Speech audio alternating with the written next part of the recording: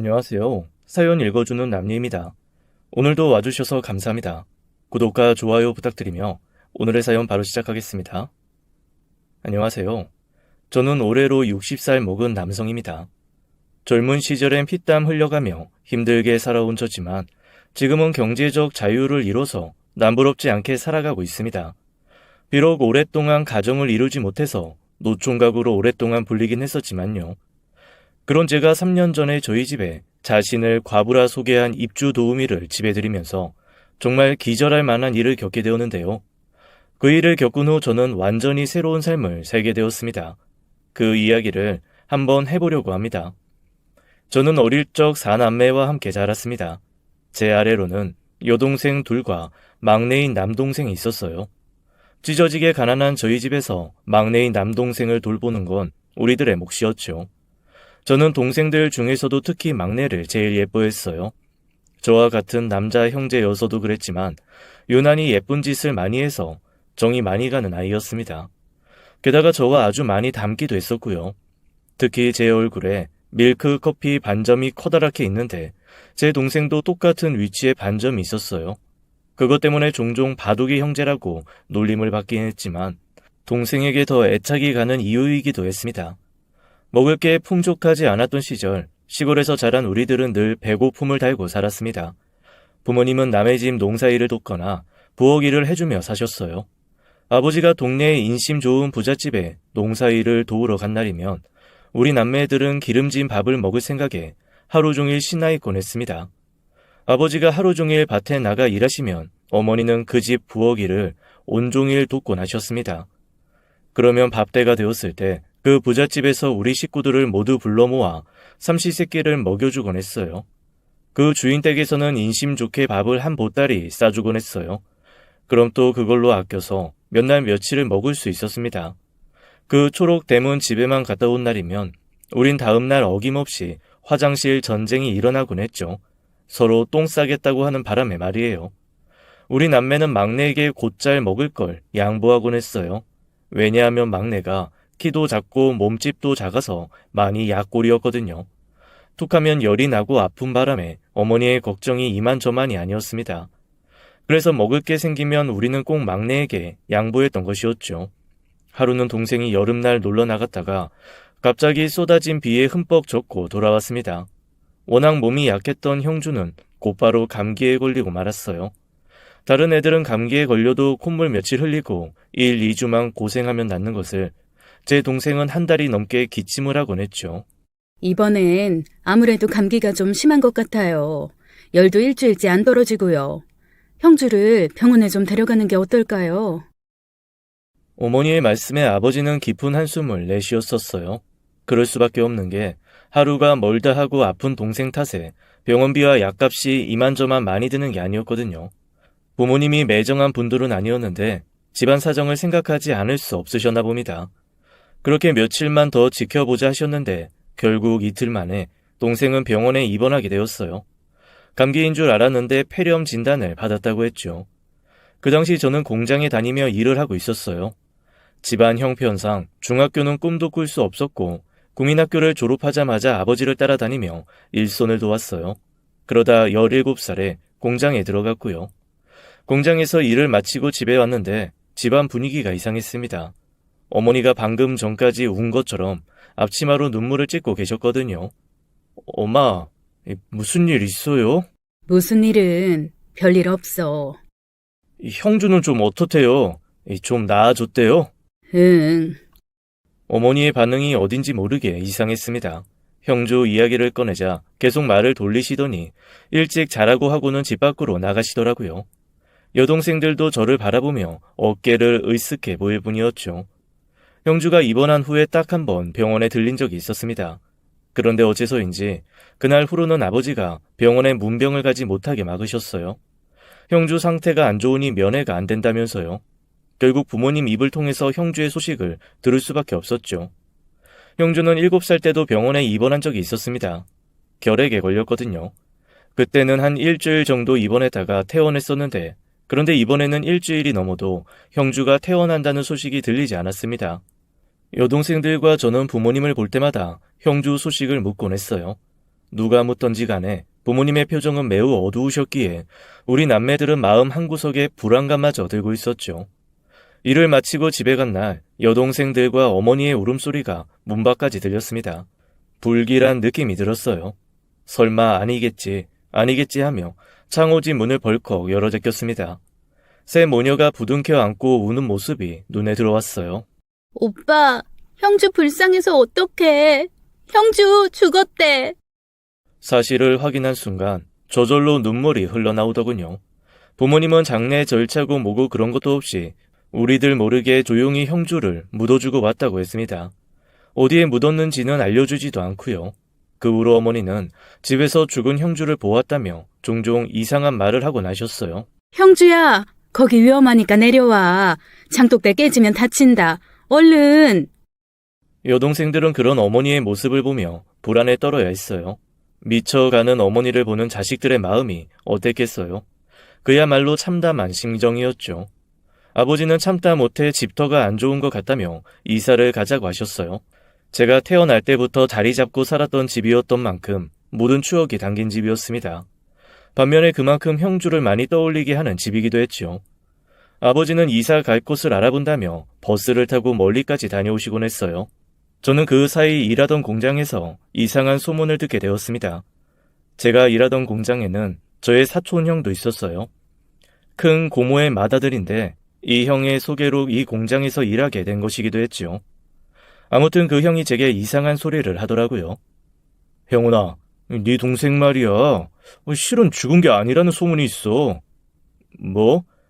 그게 무슨 말도 안 되는 소리야. 그게 나도 그냥 이모들이 하는 말 들은 건데 네 동생 폐렴 다 고치고 다른 집에 보냈다는 소문이 있더라고. 그니까 네 동생 죽었다고. 너무 힘들어하지 마.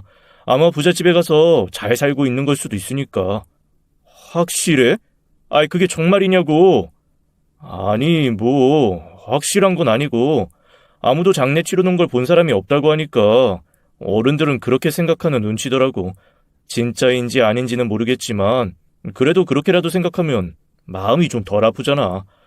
그러니까 힘내, 짜시야. 입이 가벼운 사촌형의 말이 신뢰감은 없었지만 정말 그랬으면 하는 바람만은 있었습니다. 저는 그 말을 듣고 난 후 아버지와 단둘이 있을 때 물어본 적이 있었어요. 아버지, 우리 형주 정말 죽은 거 맞아요? 너까지 도대체 왜 그래? 네 엄마 저러는 것만으로도 아주 미칠 지경이다. 아버지, 솔직히 말해주세요. 사실은 형주 죽은 게 아니고 다른 집에 보낸 거 아니에요? 도대체 누가 그런 헛소리를 하냐? 네 애비까지 미치는 꼴 보고 싶어서 그래? 그럼 형주 어디에 묻으셨는데요? 네? 그것만 알려주시면 되는 거잖아요. 묻은 거 아니고 화장해서 강에 뿌려줬다. 너 이렇게 속 시끄럽게 할 거면 가서 네 동생들이나 챙겨. 아버지는 제게 화를 내시고는 그 자리를 떠나셨어요. 그런데 저는 정말 이해가 가지 않았습니다. 어머니는 분명히 형주를 뒷산 어딘가에 묻었다고 하셨는데 아버지는 화장해서 강에 뿌렸다고 하셨으니까요.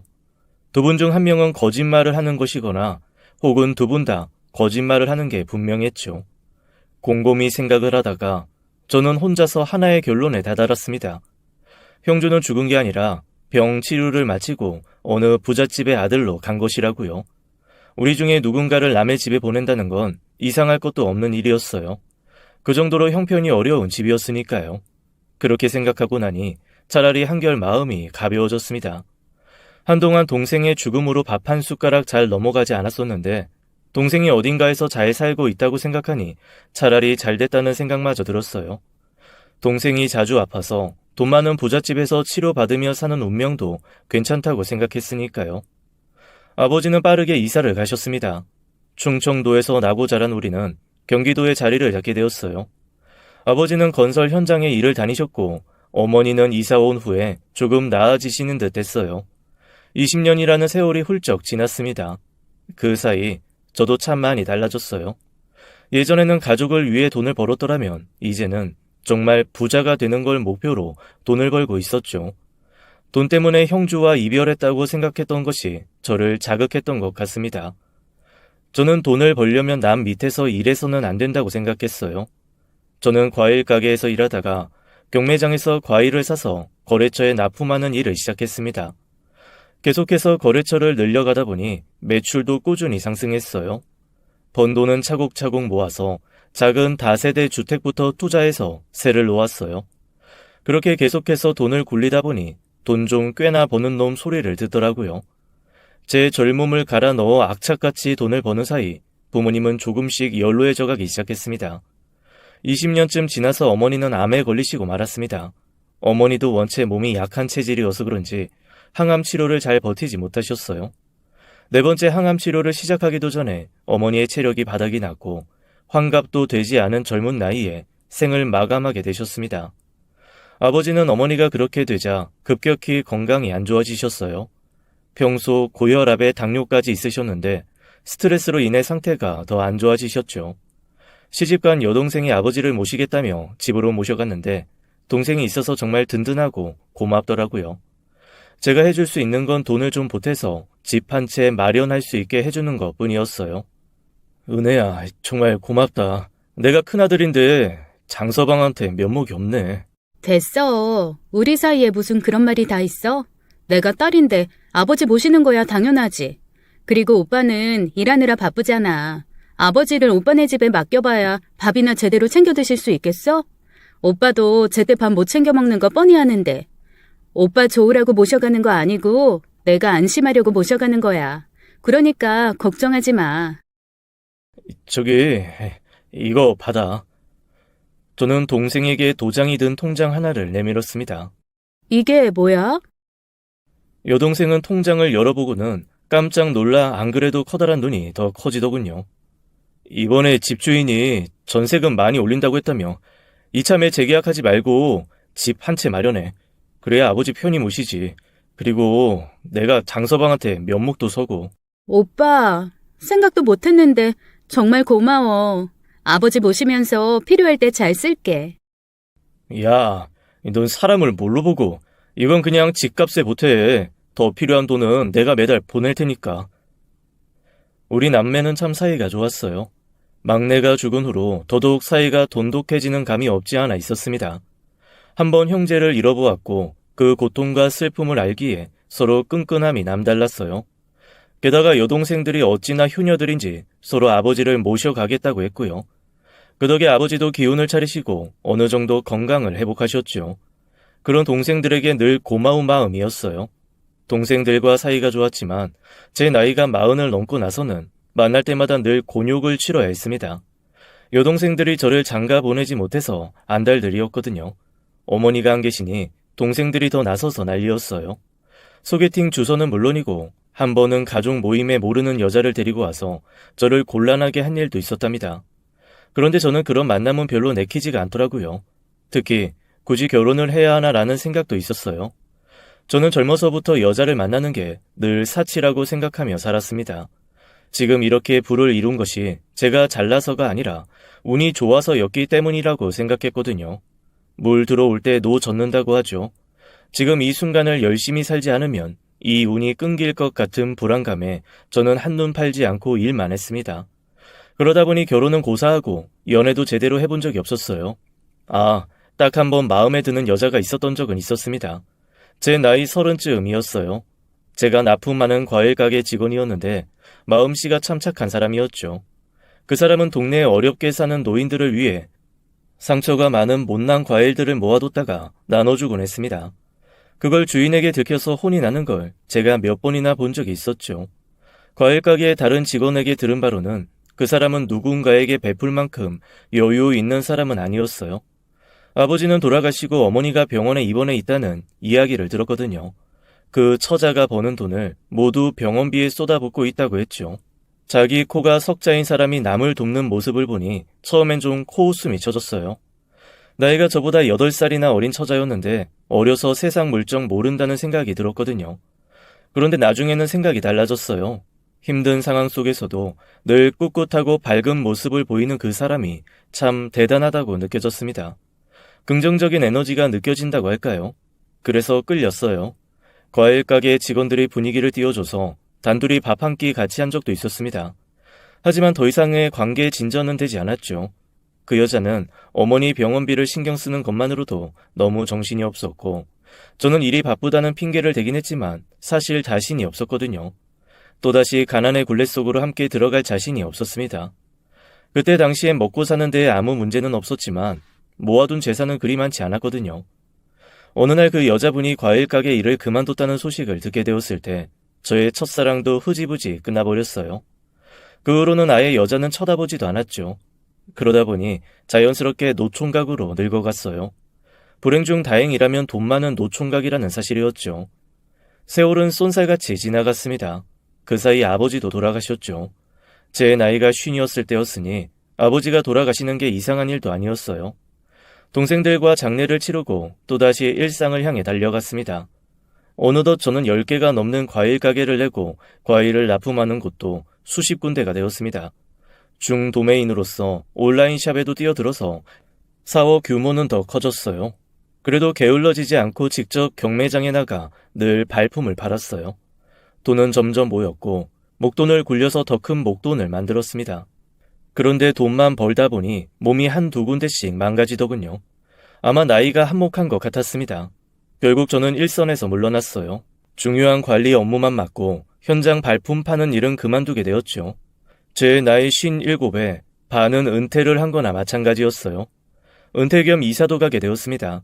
늘 아파트에서만 살다가 처음으로 살아보는 전원주택이었어요. 말년엔 큰 전원주택에서 농사 지으며 사는 게 제 꿈이었거든요. 아주 시골로 들어가기엔 아직 할 일들이 남아서 적당한 시골로 들어갔습니다. 이사를 가고 나서 처음엔 아주 행복하고 즐겁고 재미있었어요. 마치 장난감을 손에 쥔 아이처럼요. 밭에다 고추, 상추도 심고 집도 제 마음대로 꾸미는데 온 정신이 발렸습니다.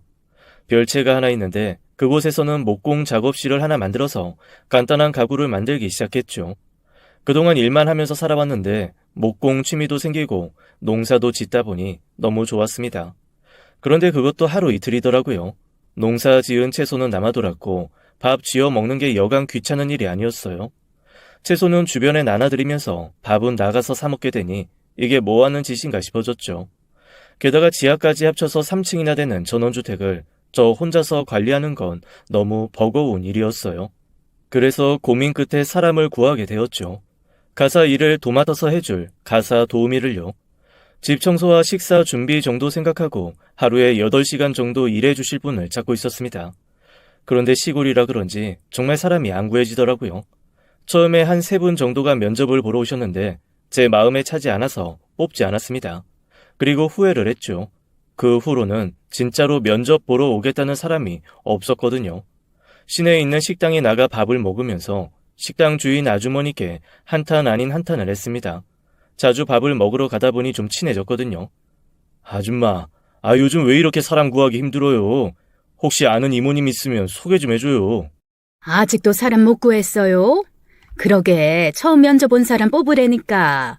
담배 피우는 게 뭐 대수라고. 그렇게 깐깐해서 어떡해? 아무 생각 없이 식당 주인과 이 말 저 말 하다가 식당을 나와 차를 타려는데 50대쯤 되어 보이는 여자가 제게 말을 걸더군요. 저 혹시 가사 도우미 구하세요? 네. 그렇긴 한데 혹시 일 구하시는 이모님이세요? 네. 혹시 제가 그 면접 좀 볼 수 있을까요? 제가 일이 꼭 필요해서요. 정말요? 그럼 저야 감사하죠. 그럼 저희 집부터 보셔야 될 텐데 제 차에 타시죠. 여기서 얼마 안 걸려요. 한 30분? 30분이요? 좀 멀긴 하죠. 집이 워낙 산속 깊은 곳에 있다 보니까 그래서 사람이 안 구해지나? 혹시 차는 있으세요? 아니요. 전 차가 없어서. 그럼 대중교통 이용해야 하는데 1시간은 걸릴 것 같네요. 버스에서 내리셔도 꽤 걸어야 해서. 그럼 역시 무리실까요? 그냥 지금이라도 아니다 싶으시면 말씀해 주세요. 다시 원래 있는 곳으로 데려다 드릴게요. 아니에요. 일단 집부터 보고 생각해 볼게요. 그 여자는 저와 식당 주인이 하는 이야기를 듣고 저를 따라 나왔다고 했습니다. 차를 타고 가는 동안 대화를 나눠보니 이사간 사람 같진 않았어요. 사람이 몇 마디 나눠보면 이 사람이 괜찮은 사람인지 별로인 사람인지 느낌이 대충 오잖아요. 그런데 이모님은 마음이 여리고 좋은 사람 같았습니다.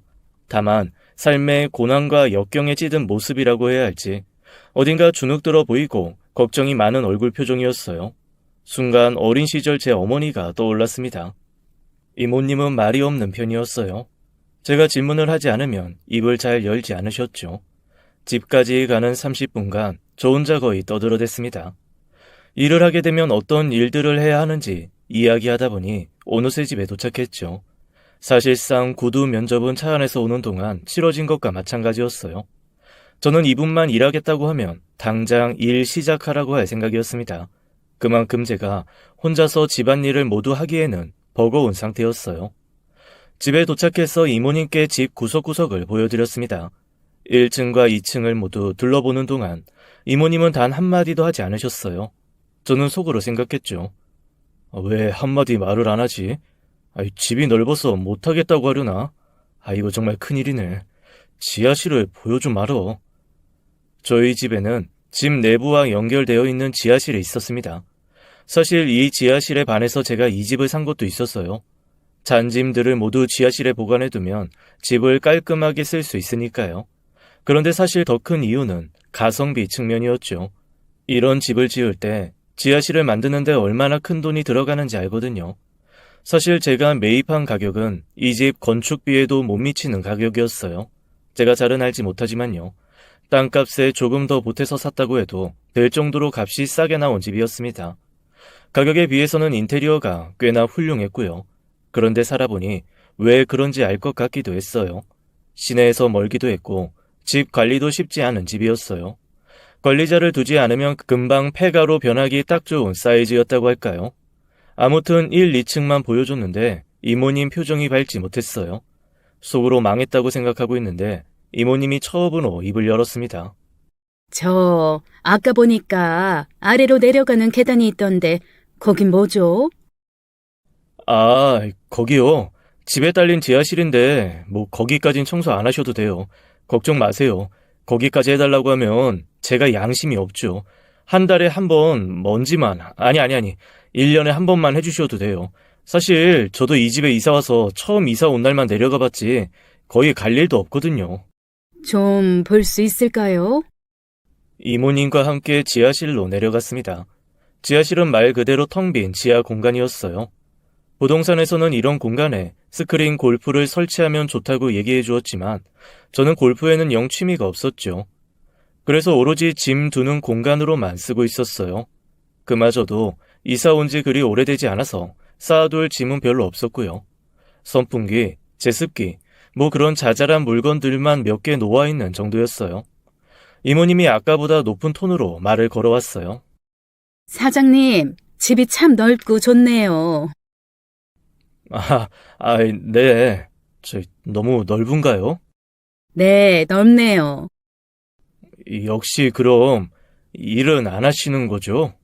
아니요, 제가 맡아서 해보고 싶은데요. 정말요? 정말 하신다고요? 네, 그런데 사실 조건이 하나 있어요.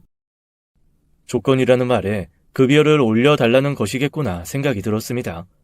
이 정도 일을 하려면 이만큼은 받아야겠다. 그런 생각을 했나 보다 했죠. 사람 생각하는 것 다 똑같으니까요. 저는 시간당 10,000원에 하루에 8시간을 곱해서 주 3회 나오신다는 가정하에 120만 원을 책정했습니다. 마음속으로 어느 정도 인상은 필요할 수 있겠다 생각하고는 이모님의 다음 말씀을 기다렸죠. 그런데 이모님의 조건은 너무나 의외의 것이었어요. 네? 입주 도우미로 일하고 싶으시다고요? 게다가 급여도 120만 원만 받으시고요? 네, 입주는 생각도 못 해봤는데. 제가 사실 지금 거처가 마땅치 않아서요. 부탁 좀 드릴게요. 네? 이모님은 빚이 많다고 했습니다. 게다가 한 달 전까지만 해도 살던 월세집이 철거하게 되어 쫓겨났다고 했어요. 지금은 보따리 짐 하나 들고 이리저리 떠돌며 지내고 있다고 하더라고요. 전 남편이 무리하게 사업을 하다가 빚을 지고 망했는데 그 후로 실종되었다고 했습니다. 실종된 지가 한참이 되어서 사망 처리되었다고요. 그래서 지금 자신은 오갈 데 없는 과부라며 제발 자신을 도와달라고 했어요. 제가 이 집의 모든 관리를 다 할게요. 돈 주시는 것보다도 더 많이 일하겠습니다. 아니면 며칠만 저 써보시고 결정하셔도 되고요. 그럼 120 말고 200으로 합시다. 저도 양심 있는데 어떻게 120 주고 한 달 내내 사람을 부리겠어요. 언제부터 일하실 수 있어요? 그 말에 처음으로 이모님이 환하게 웃으시는데 순간 누군가가 떠올랐습니다. 수십 년 전 제 마음을 설레게 했던 첫사랑이요. 웃는 모습이 참 비슷하더라고요. 이모님은 우리 어머니도 떠오르게 하고 첫사랑도 떠오르게 하는 신기한 사람이었어요. 이모님은 다음 날부터 일을 시작했어요. 손끝이 얼마나 야무진지 청소면 청소, 음식이면 음식, 뭐 하나 나무랄 것 없이 잘하더군요. 이 정도 실력이면 어딜 가서 일해도 잘할 사람인데 어쩌다 우리 집까지 오게 되었나 싶었어요. 단순히 기거할 장소가 절실했구나 라고 생각하고 말았죠. 그때는 그렇게만 생각했어요. 이 여자가 어떤 목적을 갖고 이 집에 들어왔을 거라고는 상상도 못했습니다. 입주 도우미 이모님이 오신 후부터는 아주 살만해졌습니다. 집도 원래의 모습을 찾아 예뻐지고 있었죠. 도우미 이모님은 시간이 날 때면 정원 손질까지 해주셨어요. 월 200만 원을 주는 게 하나도 아깝지 않은 사람이었죠. 일한 지 일주일 차에 정식으로 계약서를 쓰고 일을 맡기게 되었습니다. 이모님은 짐이 좀 있다며 지하실을 자신의 개인 공간으로 써도 되냐고 묻더군요. 저는 거의 쓸 일이 없어서 그러라고 했습니다. 어차피 웬만한 큰 짐은 거의 다 별채에 놓고 썼거든요. 지하실에 내려갈 일도 거의 없었고요. 이모님 짐이 들어오는 날 저는 외부에 일정이 있어서 나갔다 왔어요. 그래서 어떤 짐이 들어오는지 보지 못했습니다. 집에 돌아와 보니 이미 짐 옮기는 게 끝난 듯 보였죠. 이모님, 짐은 다 들어왔어요? 네, 덕분에요. 짐 많이 들어왔어요? 아까 보니까 1톤 트럭 하나 나가던데. 아, 네. 짐이 많은 건 아닌데 침대가 하나 들어오는 바람에. 침대요? 침대는 방 안에도 넣어드렸잖아요. 제가 가지고 있던 건데 버리기가 너무 아까워서요. 그래서 지하실에 뒀어요. 걱정 마세요. 나중에 이 집에서 나갈 때 꼭 가져갈게요. 어떤 침대인데 그렇게 소중해요? 한번 볼 수 있어요? 그냥 침대가 다 거기죠. 제가 지하실 계단으로 내려가려는데 이모님은 길을 막아섰습니다. 그리고는 한마디 더 붙이더군요. 참, 그리고 지하 공간은 저 쓰시라고 빌려주신 거니까 그니까 사생활 침해 같은 건 없었으면 좋겠네요. 저는 먹저거하며 알겠다고 하고는 발길을 돌렸습니다. 이모님 말도 틀린 말은 아니더라고요. 남자 혼자 사는 집에 들어와 준 것만으로도 고마우니 개인 프라이버시는 잘 지켜줘야겠다고 생각했어요. 이모님의 이름은 김정혜라고 했습니다. 나이는 저보다 6살 적더군요. 나이 차이가 얼마 나지 않는 데다가 노총각과 과부가 하루 종일 붙어 있으려니 작은 것 하나도 조심하게 되더라고요. 특히 정혜 씨는 밤에 잠이 없는 편이었어요. 저는 보통 밤 9시면 잠자리에 들곤 했습니다. 하루는 목이 말라 새벽에 일어났는데 정혜 씨가 잠옷만 입고 집을 돌아다니더라고요. 여름이어서 얇은 옷을 입었는데 달빛에 정혜 씨 속옷이 다 비쳤습니다. 저는 너무 놀라 후다닥 방 안으로 들어가 버렸어요. 그 후로는 밤에 물 마시러 나오는 것도 조심스러워졌습니다. 그래서 아예 방 안에 물통을 하나 들여놓기까지 했어요. 정희 씨를 식당 앞에서 처음 만났을 때의 인상은 굉장히 초라하고 남루해 보였어요. 그런데 함께 지내며 보다 보니 꽤나 미인형에 속했습니다. 힘든 세월이 얼굴에 지나가서 거칠어져 있었을 뿐이었죠. 제가 이모님을 마음에 품은 건 아니었지만 가끔 요상한 상상을 하게 되곤 했습니다. 아무래도 제가 노총각이어서 그랬나 봐요. 이모님이 제 첫사랑을 꽤나 닮기도 했고요.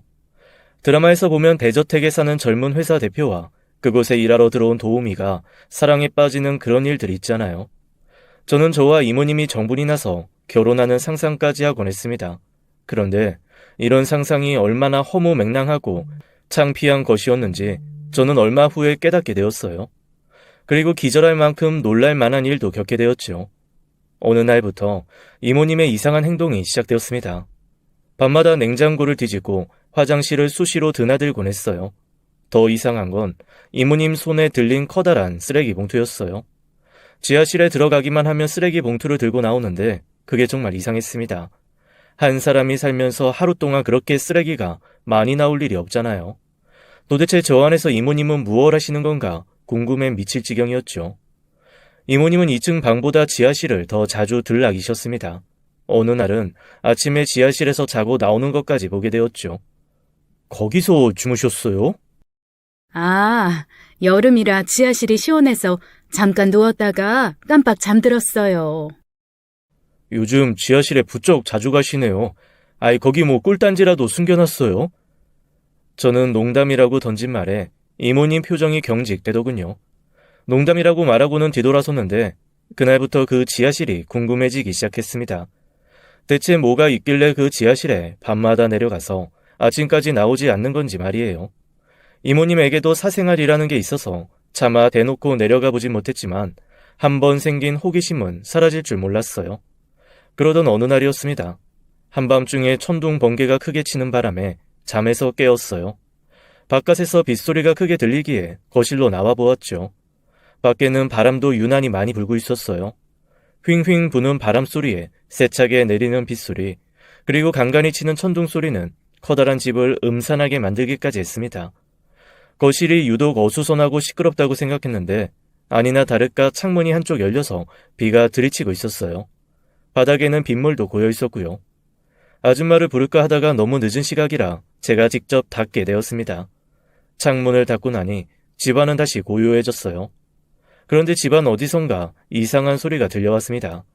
남자 목소리인지 여자 목소리인지 알 수 없는 목소리가 끙끙대는 소리가 들려왔어요. 그 소리가 너무 희미해서 실제로 소리를 들은 건지 아닌지 헷갈릴 정도였죠. 귀에 온 신경을 집중하자 또다시 소리가 들려왔습니다. 순간 온몸에 소름이 쫙 돋았어요. 소리가 나는 곳을 따라가 보자 어느새 지하실 앞이더군요. 두 남녀의 목소리가 섞여서 더 크게 들려왔어요. 저는 지하실 문 앞에 서서 잠시 고민을 했습니다. 이 문을 열면 둘 중 하나일 거라는 생각이 들었거든요. 이 소리의 근원이 멜로이거나 공포이거나 둘 중 하나요.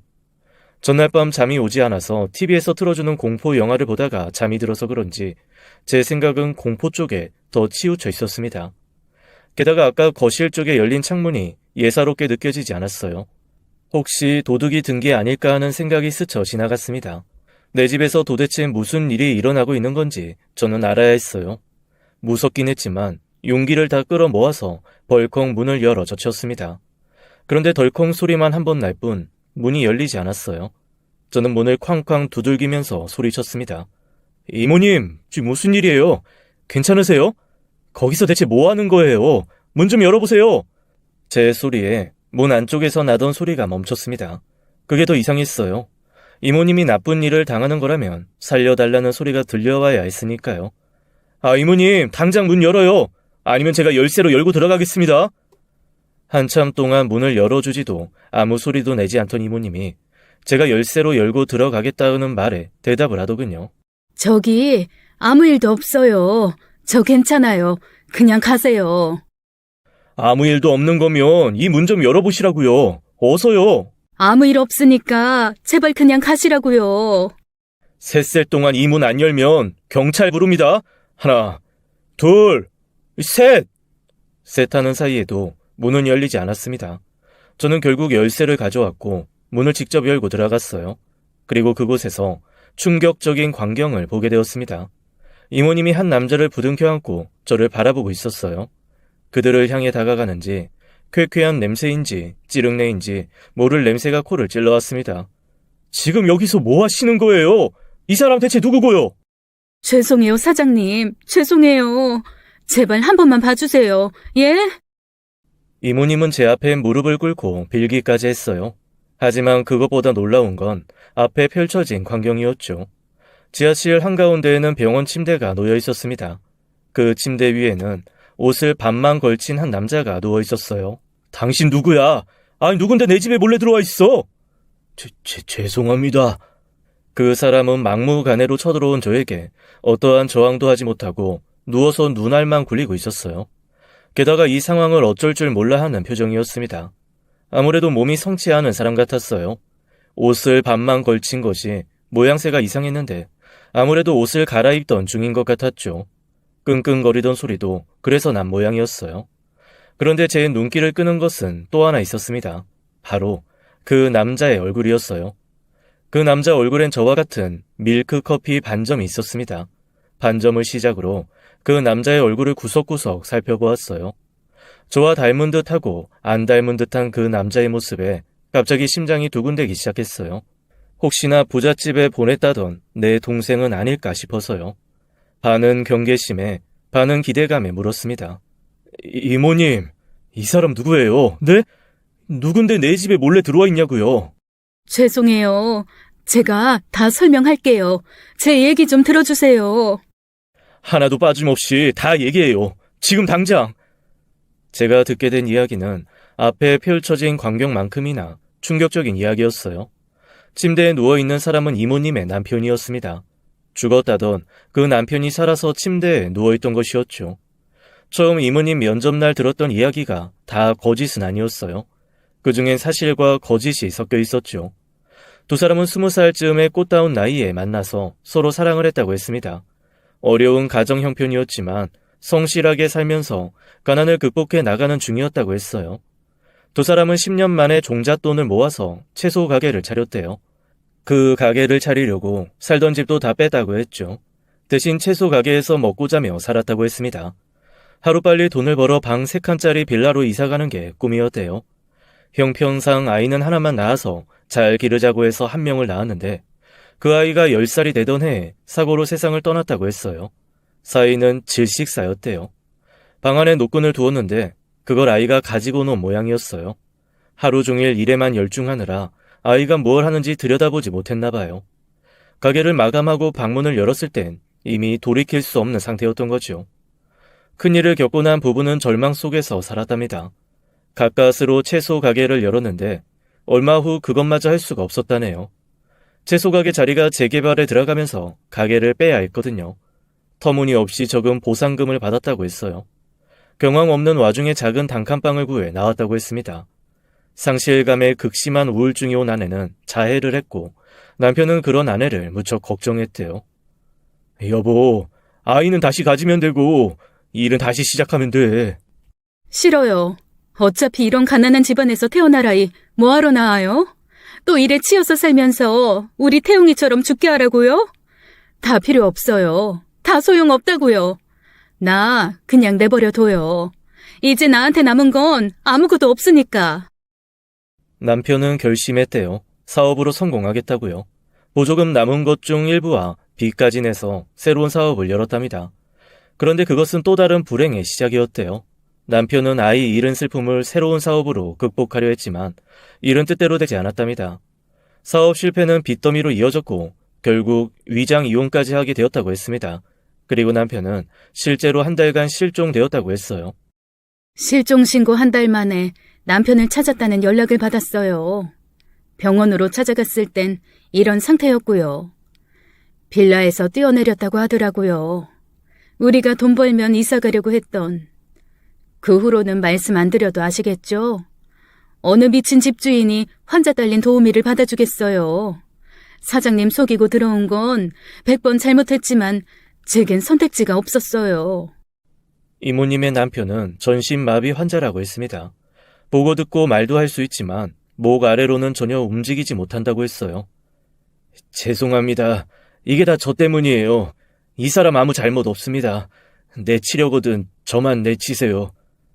눈물 없인 들을 수 없는 사정이었어요. 하지만 전 그것보다 다른 사정이 더 궁금했습니다. 혹시 등 좀 볼 수 있을까요? 예? 이 등이요? 그 혹시 등에 상처 있지 않아요? 아니, 그걸 어떻게... 잠깐만, 등 좀 봅시다. 저는 막무가내로 그 남자의 몸을 옆으로 굴렸습니다. 그리고 등에 있는 상처 자국을 확인했죠. 틀림없는 내 동생이었어요.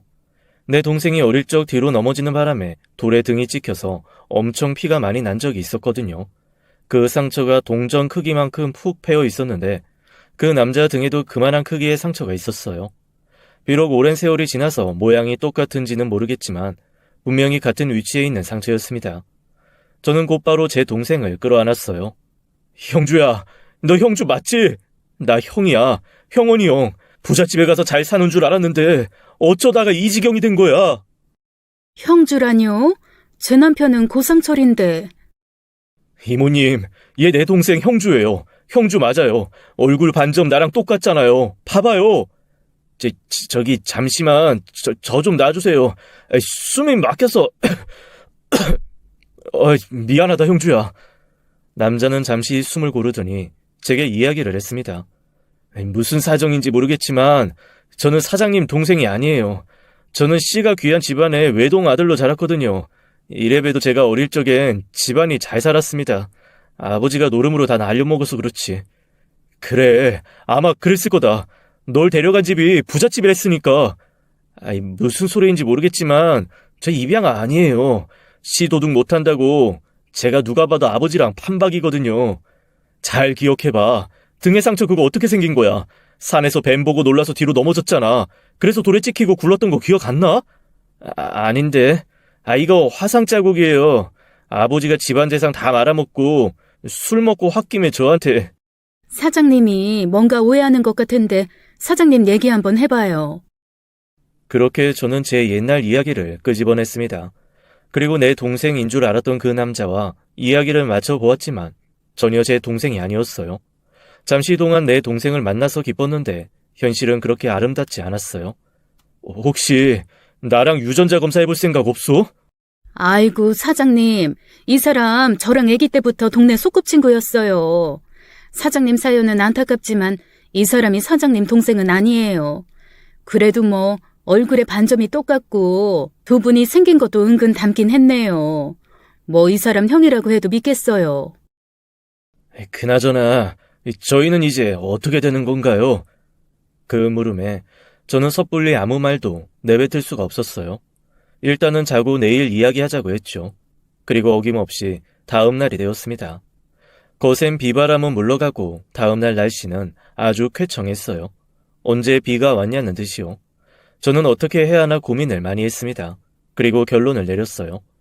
그동안 저 남자가 있는 줄도 모르고 불편함 없이 지내왔는데 굳이 불쌍한 사람들 내보낼 필요가 있나 싶었어요. 저는 사람을 불러 지하실에 있는 침대를 1층에 있는 방으로 옮겼습니다. 이모님과 상철이는 고마워서 어쩔 줄 몰라 했어요.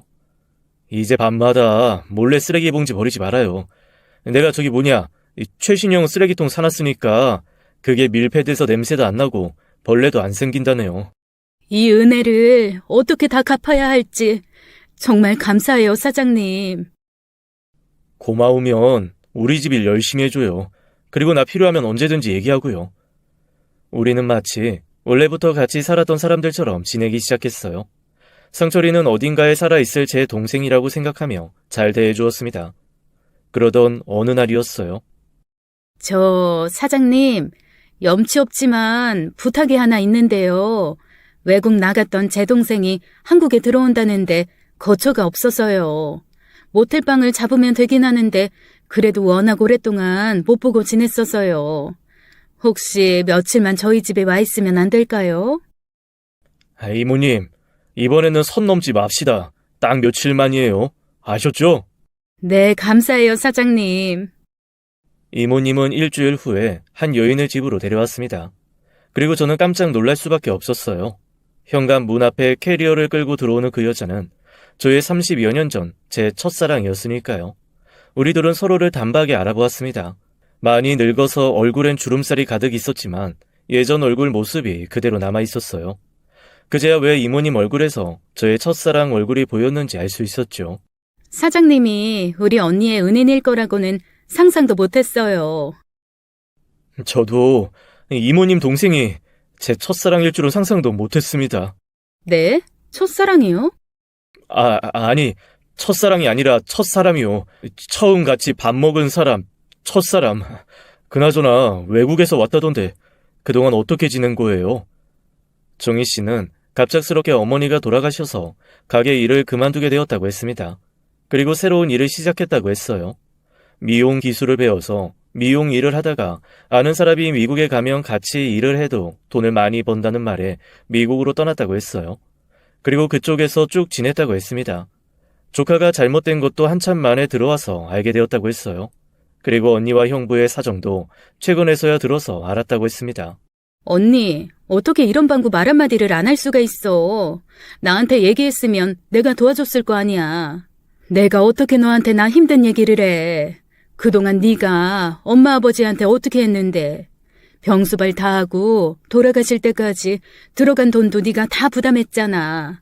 심지어 장례 비용까지. 내가 힘들다 소리하면 너가 어떻게 나올지 뻔히 아는데 내가 어떻게 미주알 고주알 말하니? 너 미용도 때려치고 한국 들어왔을 거 뻔한데 그뿐이겠어? 우리까지 다 보살피려 들겠지.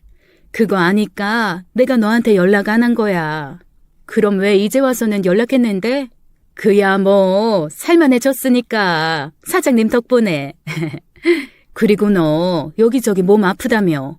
이참에 한국에 들어와서 검사해보게 하려고 불렀지 뭐. 나 잘 사는 줄 알고 있었으면 너가 와보기나 했겠어? 으유, 미련퉁이. 아무튼 사장님께 큰 신세 졌네요. 정말 감사해요. 감사 인사 받으려고 한 것도 아닌데요, 뭘. 그나저나 정희씨 어디 아파요? 정희씨는 소화가 잘 안 되고 속이 자주 쓰리다고 하더군요. 저는 이참에 건강검진을 받을 계획이었는데 함께 받자고 했어요. 그리고 정희씨와 제가 초기 위암이라는 사실을 알게 되었죠. 아무래도 혼자 사는 노총각이라 밥을 제때 챙겨 먹지 않아서 그런 것 같았어요. 우리는 치료를 받고 운동과 식이요법을 이어나갔습니다. 암에 걸리기 전보다 더 건강해지는 느낌이었어요. 마음도 점점 젊어지는 것 같았고요. 어느덧 저는 정희씨에게 마음을 품었고 정희씨만 괜찮다면 조촐하게 결혼식을 올리자고 했습니다. 돌고 돌아서 만난 첫사랑을 다시는 놓치고 싶지 않았거든요. 운명 같은 만남은 하늘이 제게 준 마지막 기회 같았어요. 결혼을 약속한 우리는 가족들과 식사하는 자리를 마련했어요. 고급 중식당의 식구들이 모두 모였죠. 상견례는 화기애애하게 치러졌고 우리는 상견례를 마치고 각자의 가족들과 시간을 보냈습니다. 그리고 그곳에서 저는 뜻밖의 이야기를 듣게 되었습니다. 오빠, 아까 그분 말이야. 사돈 처녀 남편 되시는 분. 너무 닮았다. 우리 동생이랑. 그치? 나도 그 생각했어. 혹시 진짜 우리 동생 아니야? 그럴 리가. 형주는 죽었는데. 안 죽은 걸 수도 있잖아. 내가 들은 얘기가 있는데 아버지가 부잣집에 보냈다는 소문이 있었어. 내가 너희들한테는 말 안 했지만.